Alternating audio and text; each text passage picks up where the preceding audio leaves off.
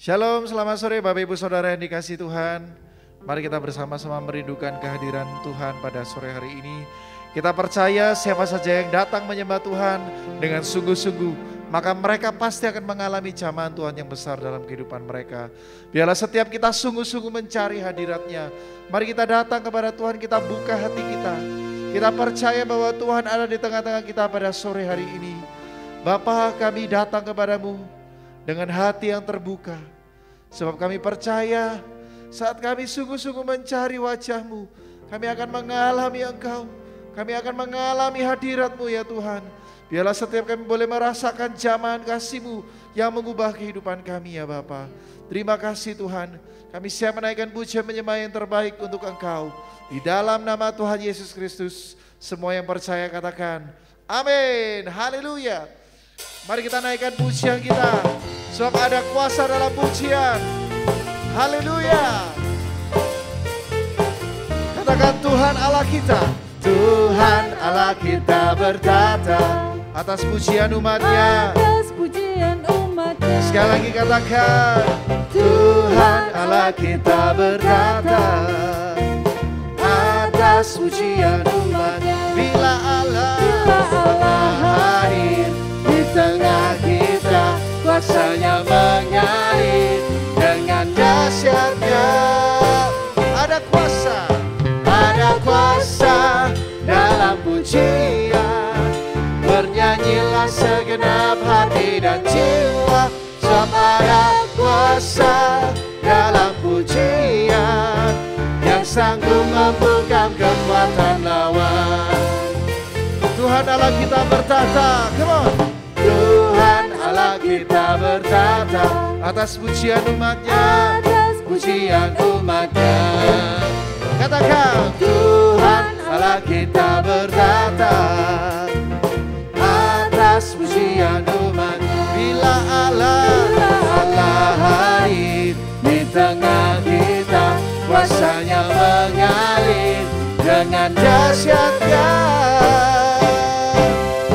Ada kuasa dalam pujian. Bernyanyilah segenap hati dan jiwa, sebab ada kuasa dalam pujian yang sanggup membungkam kekuatan lawan. Sekali lagi katakan ada kuasa dalam pujian. Bernyanyilah segenap hati dan jiwa, sebab ada kuasa dalam pujian yang sanggup membungkam kekuatan lawan. Katakan Tuhan Allah kita bertata. Come on.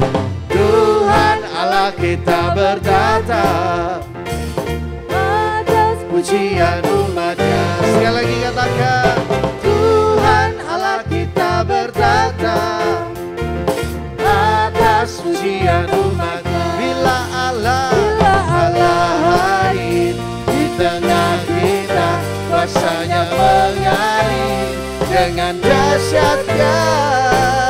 Ada kuasa, come on, dalam pujian. Bernyanyilah segenap hati dan sebab ada kuasa dalam pujian. Oh, yang sanggup membungkam kekuatan lawan. Ada kuasa dalam pujian. Kuasa dalam pujian. Bernyanyilah segenap hati dan jiwa, sebab ada kuasa dalam pujian yang sanggup membungkam kekuatan. Haleluya, sekali lagi katakan ada kuasa dalam pujian. Bernyanyilah segenap hati dan jiwa, sebab ada kuasa dalam pujian. Oh, yang sanggup membungkam kekuatan lawan. Sekali lagi katakan ada kuasa dalam pujian. Bernyanyilah segenap hati dan jiwa, sebab ada kuasa dalam pujian. Come on. Yang sanggup membungkam kekuatan. Ada kuasa, yeah. Bernyanyilah segenap hati dan jiwa, sebab ada kuasa dalam pujian. kekuatan lawan, yang sanggup membungkam kekuatan lawan, yang sanggup membungkam kekuatan lawan. Haleluya, katakan ada kuasa. Berikan sorak-sorai meriah bagi Yesus. Haleluya.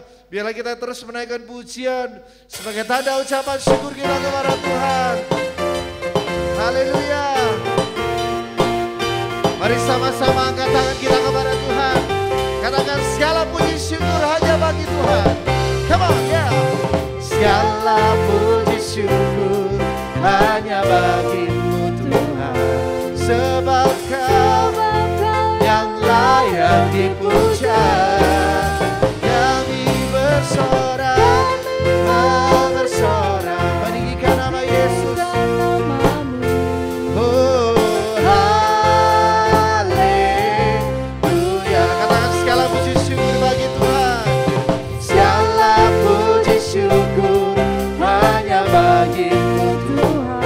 Sebab Kau yang layak dipuja.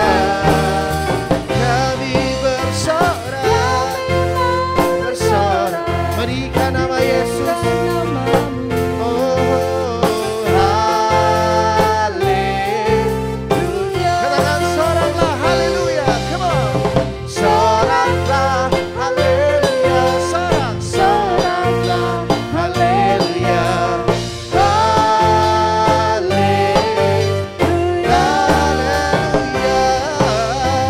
Soraklah haleluya. Soraklah haleluya. Haleluya.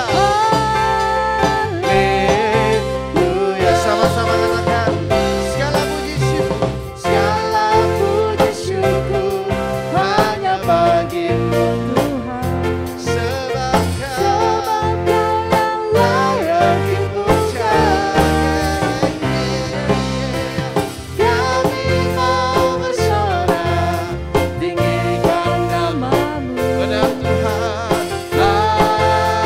Haleluya. Soraklah haleluya. Soraklah haleluya. Soraklah haleluya.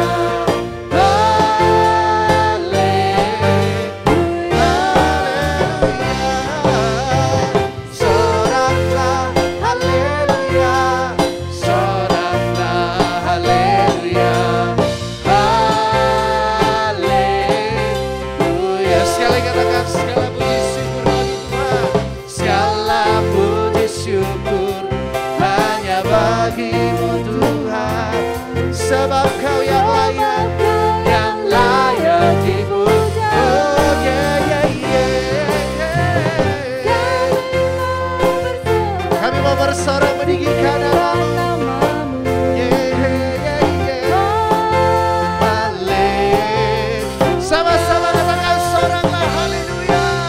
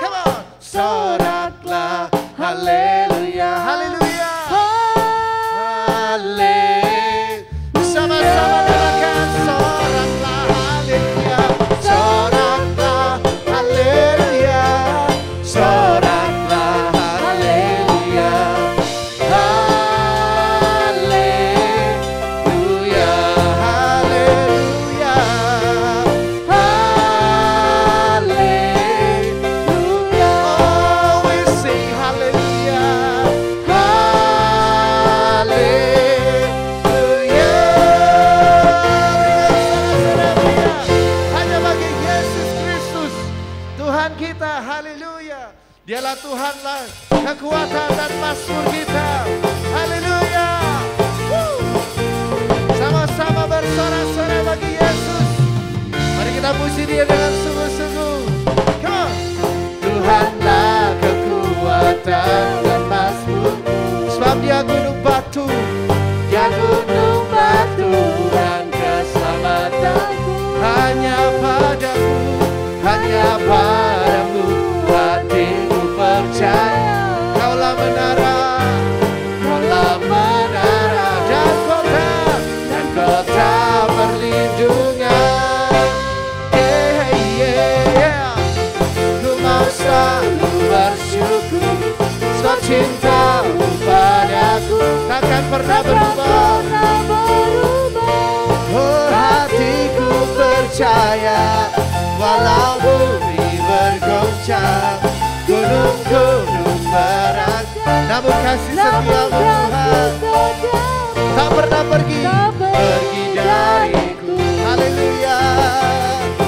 Yeah, kami mau bersorak bagi Engkau, sebab Engkaulah Tuhan kekuatan dan mazmur kami. Tuhanlah kekuatan dan mazmurku. Dia gunung batu, Dia gunung batu dan keselamatanku. Hanya padamu,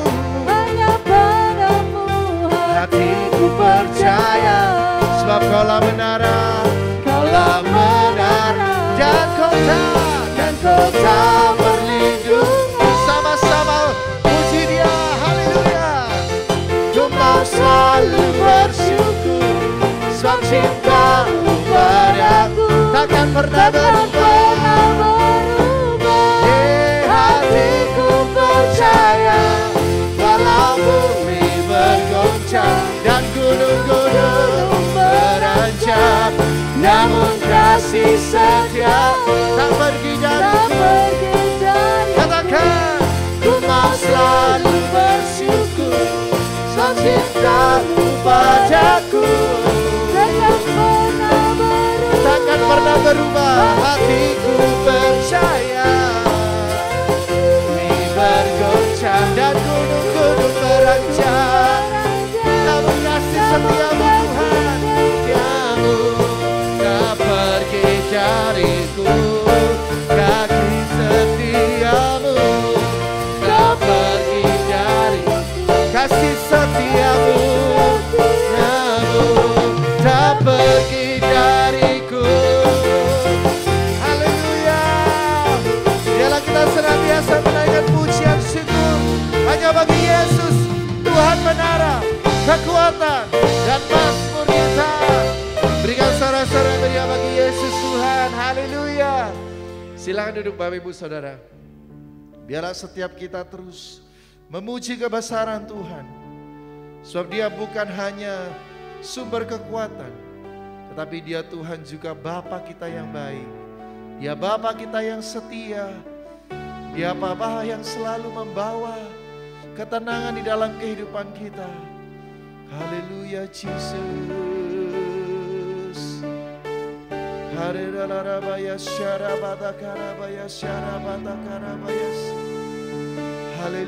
Jesus. Bapa, Kau setia. Bapa, Kau mulia. Tenanglah jiwaku, aman bersamamu. Lebih dari harta, lebih dari harta, Kaulah segalanya. Tenanglah jiwaku dalam hadirat-Mu. Kau tunjukkan kasih setiamu. Kau menyediakan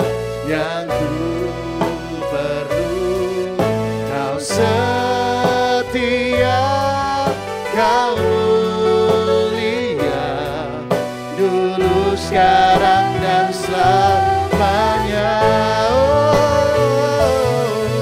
Kau tunjukkan kasih setiamu, Kau menyediakan yang ku perlu. Kau setia, Kau mulia, Bapa, Kau setia. Sama-sama katakan kepada Tuhan, Bapa, Kau setia, Bapa, Kau mulia, Bapa, Kau mulia. Oh, tenanglah jiwaku, aman bersamamu. Lebih dari harta, lebih dari harta, sebab Kaulah segalanya, nah, segalanya. Tenanglah jiwaku dalam hari ragu. Kau tunjukkan kasih setiamu, Kau menyediakan yang ku perlu. Kau setia, Kau mulia, dulu, sekarang, dan selamanya. Oh, Kau tunjukkan kasih setiamu, Kau menyediakan yang ku perlu. Kau setia, Kau mulia, Bapa, Kau setia. Mari sama-sama katakan kepada Tuhan, Bapa, Kau setia, Bapa, Kau mulia, Bapa, Kau mulia. Oh, tenanglah jiwaku, aman bersamamu, sebab Kau lebih dari harta, lebih dari harta, Kaulah segalanya. Oh, tenanglah jiwaku,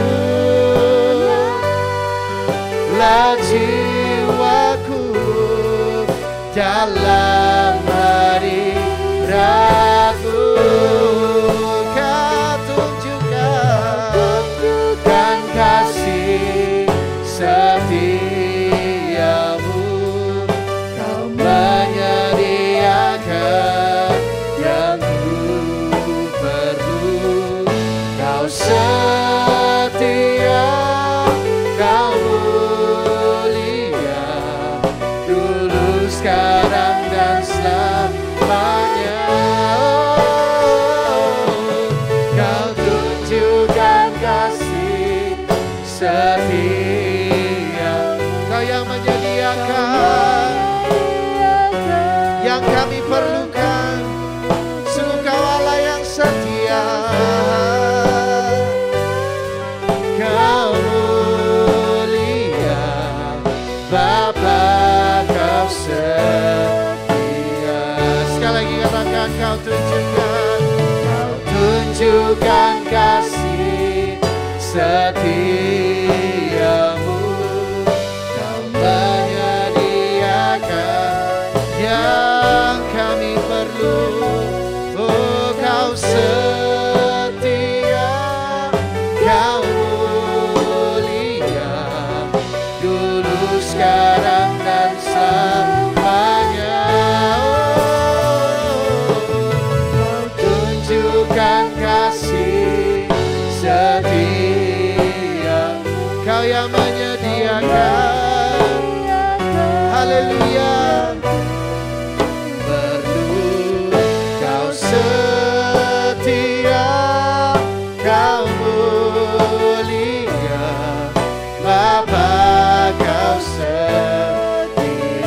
lagi katakan, Kau tunjukkan kasih setiamu. Terima kasih Tuhan, Kau menyediakan yang kami perlu. Kau setia, Kau mulia, dulu sekarang dan selamanya. Oh, Kau tunjukkan kasih setiamu. Kau yang menyediakan apa yang kami perlukan. Terima kasih, Kau setia, Kau mulia, Bapa Kau setia.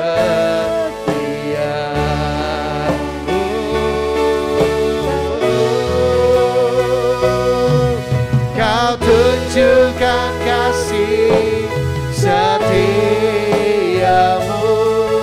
Kau menyediakan yang ku perlu.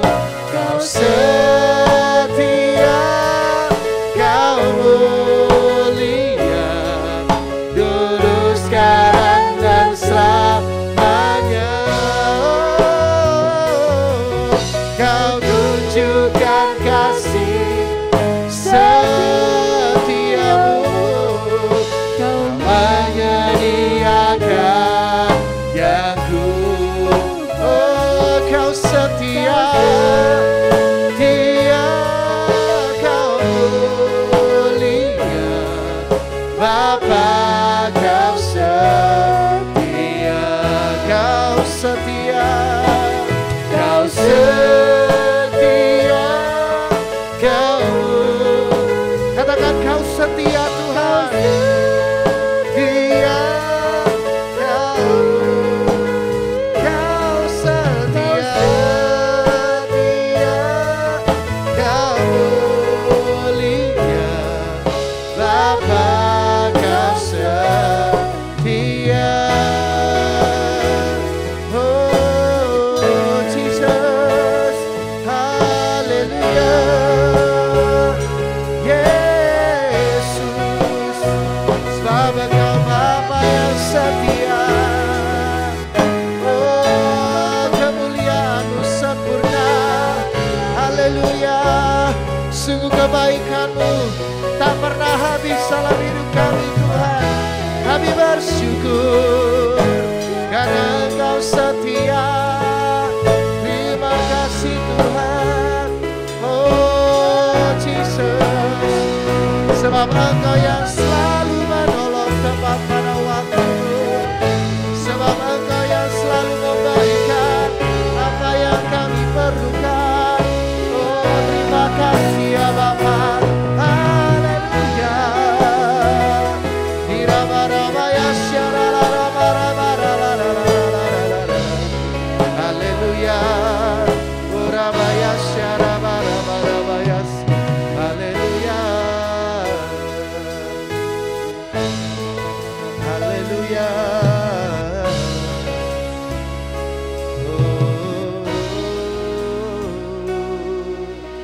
Kau tunjukkan kasih setiamu.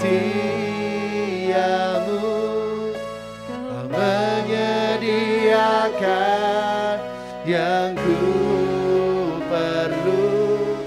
Kau setia, Kau mulia, dulu sekarang dan selamanya. Kau tunjukkan kasih setiamu. Kau menyediakan yang ku perlu. Sebab Kau setia, Dia Kau mulia, Bapa Kau setia. Sekali lagi katakan, Kau tunjukkan kasih setiamu.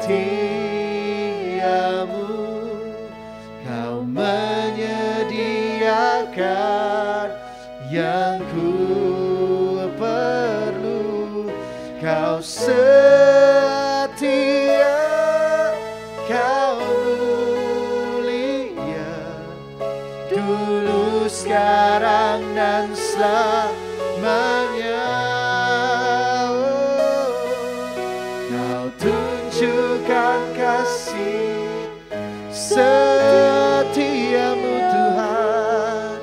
Kau menyediakan yang ku perlu. Kau setia,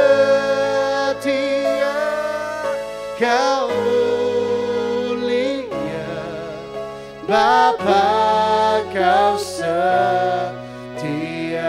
Sekali lagi katakan dengan sungguh-sungguh kepada Tuhan. Kau tunjukkan kasih setiamu. Kau menyediakan yang ku perlu. Kau setia,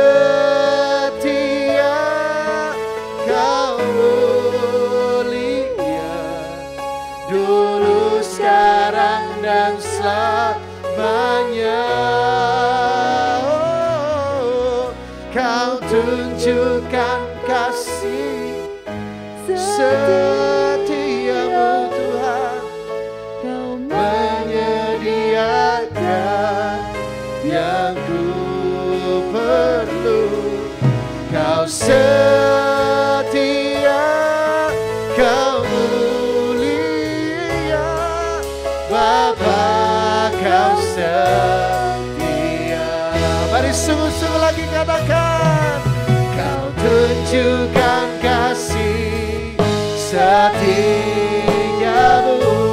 Oh, Kau menyediakan yang kami perlukan, sebab Kau setia, Kau mulia, dulu, sekarang, dan selamanya. Kasih setiamu tak pernah habis Tuhan. Oh, Kau tunjukkan kasih setiamu. Saya undang hambanya untuk maju ke depan. Ya kan, yang ku perlu. Kau setia, Kau mulia, Bapa, Kau setia.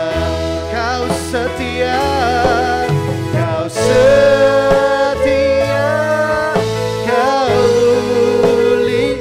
Katakan, Kau setia, Kau mulia, Kau setia, Kau mulia, Bapa, Kau setia.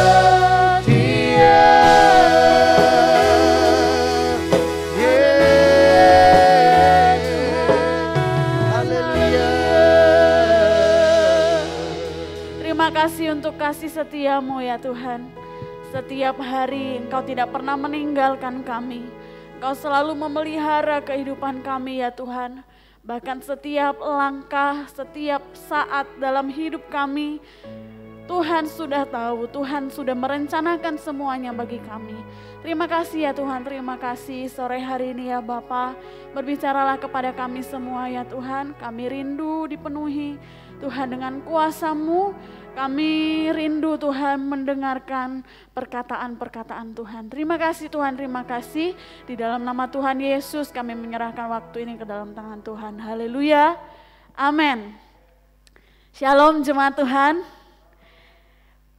Senang sekali hari ini kita bisa kembali ya bertemu dalam hadirat Tuhan.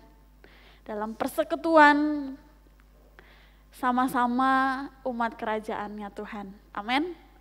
Yakin semua ya kita adalah umat kerajaannya Tuhan. Haleluya. Nah hari ini saya rindu berbagi dengan kita semua. Saya rindu membagikan satu pelajaran hidup dari satu tokoh lagi. kalau beberapa waktu yang lalu saya pernah menyampaikan soal Raja Hizkia. Hari ini saya rindu berbagi dengan Bapak Ibu dan saudara-saudara semua mengenai apa yang saya dapatkan dari kehidupan seorang hakim yang bernama Simson. Ya, Simson ini tentunya sudah sangat sering ya kita dengar namanya, sudah bukan hal yang asing lagi di telinga kita. Ini sampai-sampai sudah hafal kali ya ceritanya. Yang paling terkenal itu adalah kisahnya Simson dan Delila ya, sampai ada, kalau anak-anak sekolah minggu pasti tahu nih gamesnya tentang Simson dan Delila. Simson berkata dan lain sebagainya gitu ya. Karena saking terkenalnya si Bapak Simson ini gitu ya, jadi sudah melekat ya, secara nggak langsung sudah selalu kita ingat di dalam pikiran kita seperti itu. Nah, demikian halnya dengan saya ya. Saya juga ya udah tahu lah, dari dulu sudah tahu Simson, oh ceritanya begini. Tapi saya beberapa waktu yang lalu ketika jadi saya bergabung, baru-baru ini saya bergabung dalam satu komunitas ya. Komunitas namanya Komunitas Blesses, di mana itu semua pesertanya, anggotanya adalah cewek-cewek semua. Jadi kita pasti setiap pertemuan akan membahas entah itu topik atau tokoh atau kitab gitu ya. Nah, beberapa waktu yang lalu kita bahas juga soal Simson ini. Waktu saya cari tahu, baca gitu ya soal Simson, saya penasaran. Padahal udah tahu kan tadi ceritanya, tapi saya penasaran, pengen tahu lebih lagi jelasnya, detailnya Simson ini seperti apa. Gitu ya. Kita lihat dulu ya, Simson ini siapa sih sebenarnya? Kita buka di Hakim-Hakim pasalnya yang ke-13. Saya akan bacakan ayatnya yang pertama sampai dengan ayatnya yang ke-5. Hakim-Hakim 13 ayat 1 sampai 5. Ini tentang lahirnya Simson ya. Demikian firman Tuhan. Orang Israel melakukan pula apa yang jahat di mata Tuhan. Sebab itu Tuhan menyerahkan mereka ke dalam tangan orang Filistin 40 tahun lamanya. Pada waktu itu ada seorang dari Zora, dari keturunan orang Dan, namanya Manoah, istri mandul, tidak beranak. Dan malaikat Tuhan menampakkan diri kepada perempuan itu dan berfirman kepadanya demikian. Memang engkau mandul, tidak beranak, tetapi engkau akan mengandung dan melahirkan seorang anak laki-laki. Oleh sebab itu, peliharalah dirimu, jangan minum anggur atau minuman yang memabukkan, dan jangan makan sesuatu yang haram. Sebab engkau akan mengandung dan melahirkan seorang anak laki-laki. Kepalanya takkan kena pisau cukur, sebab sejak dari kandungan ibunya anak itu akan menjadi seorang nazir Allah, dan dengan dia akan mulai penyelamatan orang Israel dari tangan orang Filistin. Ini ya, perlu digarisbawahi kata yang ini ya. Anak itu akan menjadi seorang nazir Allah, dan dengan dia akan mulai penyelamatan orang Israel dari tangan orang Filistin. Kita lihat dulu, kita merefresh lagi ya ingatan-ingatan kita yang sudah dulu-dulu mungkin kita dengar soal Simson. Kita lihat lagi siapa sih Simson ini. Tadi sudah dikatakan ya, Simson ini anaknya Pak Manoah. Nama bapaknya adalah Manoah, nama ibunya nggak disebutkan ya di sini. Saya nggak tahu nama ibunya karena saya waktu baca saya nggak lihat disebutkan nama ibunya. Lalu dia ini, si Simson ini adalah seorang nazir. Dia seorang nazir Allah. Apa itu nazir? Ya, mungkin beberapa dari kita bingung ya. Nazir itu apa? Saya juga awalnya bertanya-tanya, apa itu nazir? Nazir itu dalam bahasa Ibrani ya. Kadang juga disebut nazar. Artinya adalah ditahbiskan atau ditetapkan, dipilih, atau orang yang dikhususkan bagi Allah, untuk Allah gitu ya. Itu adalah nazir, dan Simson adalah salah satunya ya, seorang nazir Allah. Nah, dalam kehidupannya sebagai seorang nazir, ada hal-hal yang tidak boleh dilakukan. Ada aturan-aturan yang harus diikuti sebagai seorang nazir Allah. Ya, hal yang tidak boleh dilakukan oleh Simson yang coba kita lihat di ayatnya yang ke-14, ayatnya yang ke-13 sampai dengan 14, mohon maaf. Jawab malaikat Tuhan itu kepada Manoah, perempuan itu harus memelihara diri terhadap semua yang kukatakan kepadanya. Janganlah ia makan sesuatu yang berasal dari pohon anggur. Anggur atau minuman yang memabukkan tidak boleh diminumnya. Dan sesuatu yang haram tidak boleh dimakannya. Ia harus berpegang pada segala yang kuperintahkan kepadanya. Juga di dalam ayatnya yang kelima tadi, 5b ya, mengatakan gini, kepalanya takkan kena pisau cukur. Artinya dia nggak boleh cukuran rambut ya. Jadi kita bisa lihat ya, aturan-aturannya. Yang pertama dia nggak boleh minum anggur. Nggak boleh minum sesuatu yang memabukkan. Ya, lalu juga nggak boleh makan sesuatu yang haram. Yang haram seperti yang dilakukan Simson ya, ada nanti saya tunjukkan ayatnya di mana. Dan tidak boleh kena cukur ya, rambutnya juga tidak boleh. Kita lihat perjalanan hidup Simson. Selama dia menjadi hakim untuk bangsa Israel selama 20 tahun ya. Nah, selama dia menjadi hakim, perjalanan hidupnya menjadi hakim, ada banyak kejadian-kejadian yang dialami, peristiwa-peristiwa yang dia alami ya. Kita lihat satu persatu dulu ya. Ini saya sampaikan supaya kita ngerti alur ceritanya bagaimana. Yang pertama, yang saya ringkas ya, ini berdasarkan ringkasan saya. Hidup Simson tuh setelah dia lahir, udah besar, akhirnya dia menjadi hakim. Lalu dia menikahlah dengan seorang gadis Filistin. Itu ada di pasalnya yang ke-14 gitu ya. Dia menikah dengan seorang gadis Filistin. Lalu setelah dalam perjalanan dia menuju rumah perempuan itu, dia membunuh seekor singa, ya, seekor singa. Lalu dia akhirnya menikahlah dengan perempuan Filistin itu. Nah, sepulangnya dari situ, dia lihat lagi si singa ini tadi yang dia bunuh. Udah jadi bangkai kan, dan tinggal tulangnya, kerangka-kerangkanya. Ada madu di dalam situ, dia ambil, dia makan, dan dia berikan juga kepada orang tuanya. Pelanggaran pertama yang dia lakukan adalah dia makan sesuatu yang haram, padahal itu harusnya tidak boleh dia lakukan.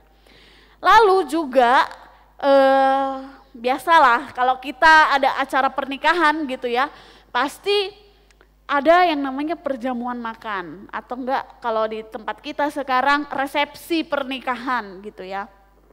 Pasti ada lah itu, atau ya apalah acara pernikahan. Nah, di sana juga Simson setelah menikah dia mengadakan perjamuan, namanya perjamuan makan gitu ya, diceritakan di situ. Mereka akhirnya makan dan minum minuman yang memabukkan. Lagi-lagi Simson melanggar aturan itu. Itu sudah singkat cerita. Akhirnya di perjamuan itu Simson buat satu teka-teki ya, taruhan dengan 30 orang Filistin di situ. Dia buat satu teka-teki dan dan orang-orang itu nggak bisa jawab. Akhirnya tanya istrinya, dan istrinya tanya ke Simson apa jawabannya gitu ya. Singkat cerita, dapatlah jawabannya. Orang-orang Filistin ini bisa jawab karena udah nanya tadi sama istrinya. Akhirnya Simson marah dan membunuh orang-orang di situ. Lalu juga ada kisah Simson menghampiri perempuan di Gaza, itu perempuan sundal ya. Simson ini sangat gampang sekali tergoda dengan wanita-wanita gitu ya.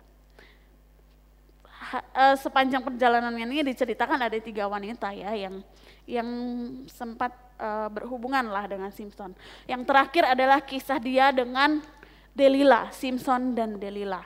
Nah, dalam perjalanan hidup Simson ini, dalam kisah perjalanan hidup Simson dari Hakim-Hakim pasalnya yang ke-13 sampailah pada Hakim-Hakim pasalnya yang ke-16 Simson mati ya.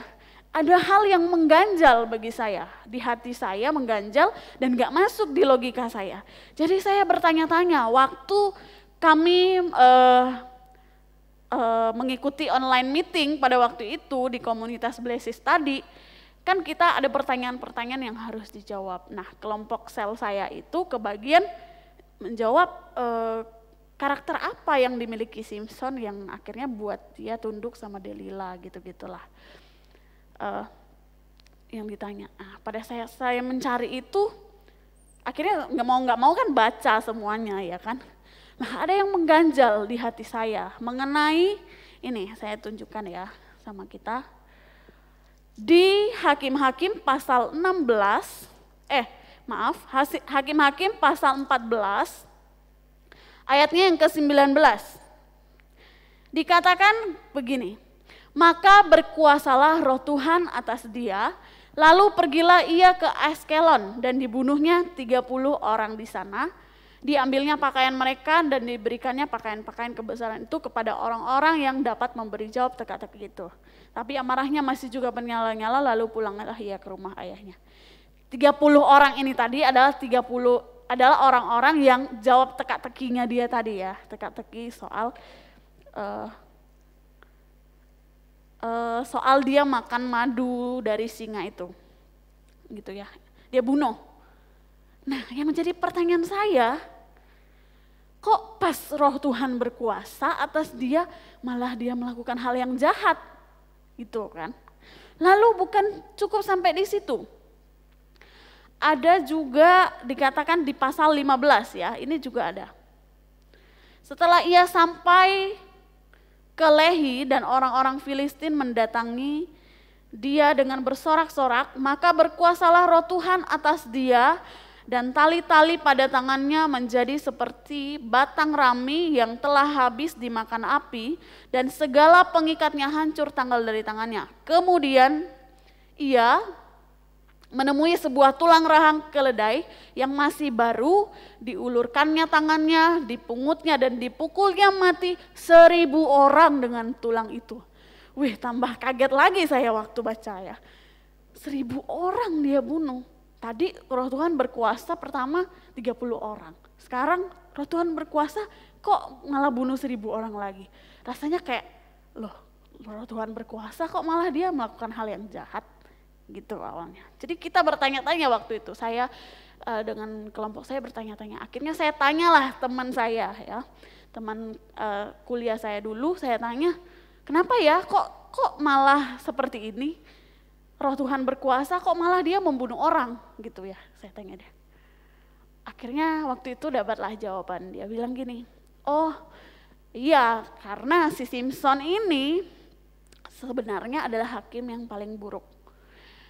Karena dia ini banyak sekali melanggar aturan-aturan yang seharusnya dia taati sebagai seorang nazir Allah tadi yang pertama ya, sudah saya jelaskan. Dia hampir semuanya dia langgar gitu ya. Jadi kayak dia ini bertindak semaunya sendiri juga gitu. Oh iya. Saya bilang gitu ya. Terus saya sharingkanlah ke teman saya dengan cell group. Saya bilang, oh begini Kak, begini. Tapi sebenarnya dalam hati saya masih mengganjal gitu. Masih kayak bertanya-tanya, kok gini sih? Lalu saya ketika mempersiapkan renungan ini, ketika saya merenungkannya lagi, saya lihat lagi, tetap itu mengganjal di hati saya. Lalu saya bilang gini, nyeletuk gini, gimana kamu mau menyampaikan ini sama orang? Kalau kamu sendiri nggak yakin, gitu kan? Saya bilang sama diri sendiri, ini Tuhan maksudnya gimana sih? Saya kok nggak ngerti. Gitu ya. Kalau saya nggak yakin, gimana caranya saya menyampaikannya kepada jemaat? Ya kan? Saya mau sampaikan apa kalau seperti ini, gitu ya? Awalnya saya mau bicara tentang pengendalian diri, ya karena Simpson ini hidupnya itu kayak brutal sekali ya. Awalnya saya lihat sangat-sangat nggak ada aturan, hidupnya sembarangan, sembrono, kejam, sombong, iya yang saya lihat ya awalnya. Banyak sekali ya yang dia lakukan. Soal teka-teki tadi, bunuh 30 orang Filistin, Lalu karena dia dilarang ketemu istrinya karena dia bunuh orang Filistin tadi, dia ikat 300 anjing dengan obor dan bakar ladang gandum orang Filistin. Ya marah orang-orang Filistin ya kan. Dan ini gila banget sih kalau menurut saya, bakar ladang orang Filistin dengan 300 anjing dengan obor ya yang diikat. Lalu setelah orang Filistin marah, dia hajar lagi orang-orang Filistin itu dengan dengan tulang keledai tadi, ya, tulang rahang keledai yang masih baru, dan 1000 orang mati, gitu ya. Lalu nggak cukup sampai di situ, dia cabut lagi pintu gerbang yang ada di Gaza waktu dia menghampiri perempuan sundal, ya di situ dia cabut lagi di situ, kayak nggak beraturan sekali hidupnya, gitu ya yang saya lihat. Lalu yang paling terakhir adalah waktu dia sama Delila kan. Ya kayak apa yang mau diambil, pelajaran apa yang mau diambil dari hidup Samson ini. Kayaknya gak ada teladan yang baik gitu ya kalau saya lihat sekilas. Tapi ternyata Tuhan menjawab semua rasa penasaran saya. Semua hal-hal yang mengganjal di hati saya tadi. Terutama yang ketika roh Tuhan berkuasa, dia kok malah melakukan hal yang jahat. Akhirnya Tuhan tunjukkanlah sama saya. Dari awal sudah dikatakan, pasal 13 ayatnya yang kelima sudah mengatakan, coba kita lihat lagi.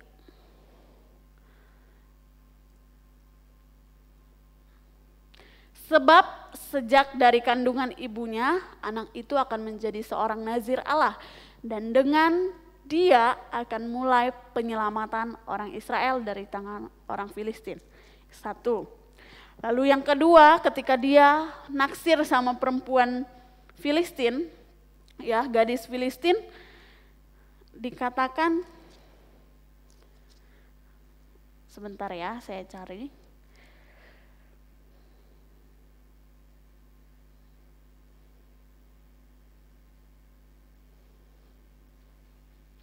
Di pasal 14 ayatnya yang keempat. Waktu dia naksir perempuan Filistin, lalu dia ngomonglah sama bapak ibunya kan, aku mau gadis itu pak, gitu kan. Terus orang tuanya kayak ngapain sih kamu sama musuh kita, kan banyak dari bangsa-bangsa kita cewek-cewek cantik gitu ya, kenapa harus dari perempuan yang dari musuh kita gitu ya. Tapi di ayat yang keempat bilang, tetapi ayahnya dan ibunya tidak tahu bahwa hal itu daripada Tuhan asalnya. Sebab memang Samson harus mencari gara-gara terhadap orang Filistin. Karena pada masa itu orang Filistin menguasai orang Israel. Nah di sini. Posisinya mereka waktu itu kan di bawah penguasaan orang Filistin. Nah tadi dikatakan Samson ini lahir untuk menyelamatkan orang Israel dari tangan orang Filistin. Makanya ketika roh Tuhan berkuasa, Samson mampu menghabisi 30 orang, 1000 orang, dan lain sebagainya tadi ya. Bahkan waktu ketika dia mati, dikatakan lebih banyak lagi orang yang mati dibunuh oleh Samson pada saat dia mati daripada hidup. Kalau kita hitung-hitung tadi ya, 1000 orang ditambah 30 orang yang terhitung. Berarti 1030 orang yang dia bunuh semasa dia hidup. Nah ketika dia mati merobohkan tiang, waktu dia ditangkap itu banyak, sekitar 3000 orang. Beberapa orang ahli bilang begitu ya. Sekitar 3000 orang yang mati juga. Gitu ya. Dia banyak. Otomatis kan bangsa Filistin kalah, ya kan? Tidak perlu berperang, akhirnya mereka mati, banyak mati bangsa Filistin. Dan itu memang tujuan awalnya Samson. Sejak sebelum dia ada di kandungan ibunya pun, Tuhan udah pilih dia untuk jadi seseorang yang menyelamatkan bangsanya, bangsa Israel. Sudah ditentukan oleh Tuhan. Belum mengandung ibunya. Belum ada tuh bibit-bibit telur-telur apa di dalam perut ibunya. Belum ada, tapi Tuhan udah tetapkan itu. Hal ini membuat saya mengingat lagi, melihat lagi. Wow, Tuhan itu keren banget ya. Itu menunjukkan betapa berkuasanya Tuhan kita, bahkan sebelum kita lahir pun, sebelum ada ini bibit bayi dalam perut ibu kita, orang tua kita, itu Tuhan sudah punya tujuan, udah tetapkan kamu akan jadi orang yang seperti apa, kamu akan menjalani hidup yang seperti apa. Akhirnya setelah saya menyadari itu, saya baru melihat, oh ternyata kebrutalan yang dilakukan oleh Simpson itu semuanya itu udah ada dalam skenarionya Tuhan. Ya. Jadi semua yang dia lakukan itu, yang kayak cari gara-gara, yang sepertinya kok kejam banget sih ini orang. Roh Tuhan berkuasa malah dia ngebunuh banyak orang. Tapi itu adalah, ternyata itu adalah caranya Tuhan, caranya Allah untuk membuat bangsa Israel bebas dari penguasaan orang Filistin, gitu. Itu yang membuat saya tadi waktu merenungkan, ternyata kebrutalan yang dia buat, yang sangat-sangat tidak beraturan itu pun ada dalam rencana Allah. Pada saat saya merenungkan hal ini, ada dua hal yang saya pelajari secara pribadi. Yang pertama,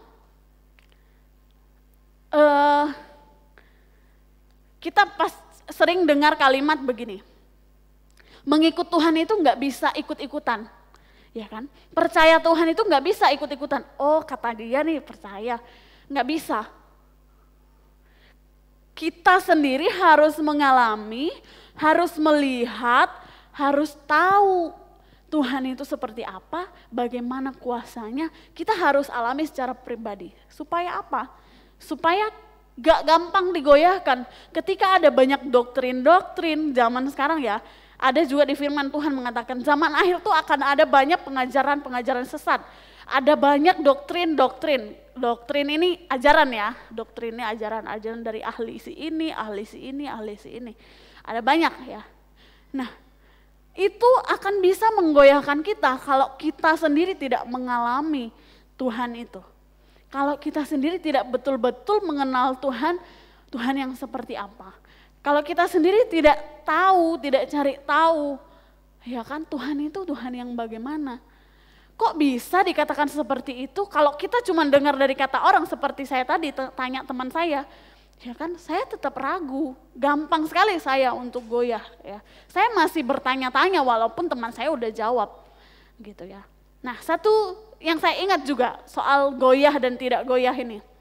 Ketika saya kelas 7 SMP, itu guru matematika kami bertanya gini. 3 pangkat 3, jawabannya berapa gitu. 3 pangkat 3. Pada saat itu, semua teman-teman saya jawab 9. 9, siapa yang jawab 9? Semuanya angkat tangan. Dari kurang lebih 40 anak ya, karena di negeri waktu itu jadi banyak. 40 anak, semuanya jawab 9. Tapi saya udah hitung 3 pangkat 3 ini jawabannya 27. Jadi yang jawab 27 siapa? Kan dari 9 27. Saya angkat tangan sendiri. Karena saya tahu jawabannya 27, saya udah yakin banget jawabannya 27. Udah akhirnya ya sudah, yang benar ya yang 27 ya kan, karena memang 3 pangkat 3 27. Ya, maksudnya saya mau jelasin, maksudnya kalau kita sudah tahu, kita sudah alami, kita sudah lihat, akan kecil kemungkinan untuk kita goyah. Walaupun orang-orang di sekitar kita udah kesana semua misalnya kan, tapi kita tahu nih apa yang benar, apa yang sudah kita lihat sendiri, apa yang sudah kita alami ketika kita mengenal Tuhan, ketika kita mengalami Tuhan, mengalami firman Tuhan, nggak akan gampang kita digoyahkan oleh pengajaran-pengajaran sesat yang ada di luar sana mungkin, atau doktrin-doktrin yang diajarkan, pemikiran-pemikiran manusia ini banyak ya, doktrin-doktrin kalau belajar di teologi itu banyak banget, yang saya juga bingung ya, yang mana yang benar akhirnya. Tetap itu kembali manusia, itu kan dari pemikiran manusia. Makanya ada doktrin yang bilang juga back to Bible. Jadi kita harus lihat sendiri di Alkitab, inilah jawabannya. Kalau kita benar-benar pengen tahu, pengen lihat, Tuhan akan tunjukkan. Gitu. Jadi yang pertama adalah kita harus mengalami sendiri. Bagaimana Tuhan Yesus bekerja, bagaimana kuasa Tuhan, bagaimana Tuhan menyatakan dirinya. kita perlu mengalami itu sendiri. Cari Tuhan, katanya Coach Steve. Lalu yang kedua adalah kita diingatkan lagi, kalau hidup kita ini sudah Tuhan atur skenarionya seperti apa. Ada semuanya di dalam rencananya Tuhan. Walaupun kayaknya kalau kita lihat ya, Simpson secara manusia, ujung-ujungnya dia mati. Aduh, kayaknya kepemimpinannya sangat-sangat tidak berhasil sepertinya, ya kan. Tapi ternyata itu udah Tuhan atur, hidupnya nih udah Tuhan tetapkan, tujuannya udah ada. Di dalam diri kita juga, kita semua dimanapun berada sekarang jemaat Tuhan, kita semua juga sudah Tuhan tetapkan. Dari sejak sebelum kita dikandung oleh orang tua kita, sudah Tuhan buat skenario hidup kita harus seperti apa. Tuhan sudah tetapkan tujuan kita hidup ini akan dibawa kemana. Jadi saya mau ingatkan lagi, mau mengajak kita lagi untuk percaya sama Tuhan. Ya kan, walaupun rasanya apa yang kita alami ini nggak sesuai dengan keinginan, rasanya kayak nggak sesuai harapan. Akhir-akhir ini saya kayak lebih banyak mikir, aduh ini saya ngapain ya di sini, gitu ya. Kayak mendadak kehilangan tujuan hidup. Apa ini? Saya mengerjakan apa? Rasanya kayak useless, kurang berguna gitu ya. Cuman saya akhirnya diingatkan lagi, dikuatkan lagi kalau segala sesuatu yang terjadi, yang kita alami itu nggak ada yang kebetulan. Semuanya sudah ada dalam skenarionya Allah. Semua sudah Tuhan atur sedemikian rupa. Mari kita mau tetap percaya akan kuasa Tuhan, akan rencana yang Tuhan buat, akan skenario yang sudah Tuhan buat dalam hidup kita. Kita mau lihat itu kembali. Kita mau belajar untuk mengerti segala rencana Tuhan. Kita mau belajar untuk ikut apa yang Tuhan mau dalam kehidupan kita. Itu hal yang saya dapat bagikan sore hari ini. Semoga kita semua bisa diberkati oleh firman Tuhan sore hari ini. Saya serahkan kepada Pak Steve.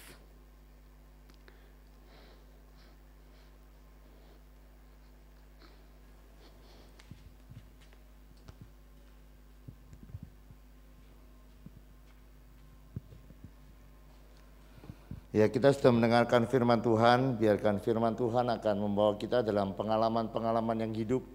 Tuhan itu nyata, Tuhan itu ada, biarkan kita boleh mengalami Dia di dalam kehidupan kita. Supaya pengiringan kita menjadi mantap, karena kita mengalami Dia, mengenal Dia dengan benar. Mari kita berdoa. Bapa, kami datang kepadamu malam hari ini, kami sudah mendengarkan firman-Mu ya Bapa. Biarkan Engkau terus mengajar kami, Engkau membawa kami untuk kami semakin hari boleh semakin mengenal Engkau di dalam kehidupan kami ya Bapa. Kami semakin percaya kepada Engkau karena kami sudah mengenal Engkau ya Bapa. Biarkan Roh Kudus akan menolong kehidupan kami untuk kami terus bertumbuh dalam pengenalan akan Engkau. Roh Kudus akan membawa kehidupan kami untuk terus masuk dalam pengalaman-pengalaman yang indah bersama-sama dengan Engkau. Malam hari ini kami juga percaya saat kami datang menghampiri Engkau ya Bapa. Tangan-Mu selalu terbuka untuk memberkati kehidupan kami. Tangan-Mu selalu terbuka untuk menjamah kehidupan kami ya Bapa. Biarkan malam hari ini juga Engkau menjamah kami yang sakit. Menyembuhkan kami ya Bapa. Membebaskan kami yang terbelenggu. Menopang kami yang lemah. Sehingga kami boleh mengalami Engkau dalam kehidupan kami ya Bapa. Terima kasih sekali lagi ya Bapa. Kami mengucap syukur untuk tiap-tiap saat kami boleh datang menghampiri Engkau. Beroleh anugerah daripada Engkau. Memandang wajah-Mu dan beroleh jamahan yang baru daripada-Mu ya Bapa. Berkatilah setiap kami yang ambil bagian dalam acara worship at home ini. Biarkan kasih anugerah-Mu menjamah kehidupan kami. Mari angkat tangan, saudara, demikianlah firman Tuhan yang tidak pernah gagal. Tuhan memberkati engkau dan melindungi engkau. Tuhan menyinari kau dengan wajah-Nya dan memberikan kau kasih karunia. Tuhan menghadapkan wajah-Nya kepadamu dan memberikan engkau damai sejahtera. Yang percaya terima berkat dan perkataan amin. Selamat malam, Tuhan memberkati.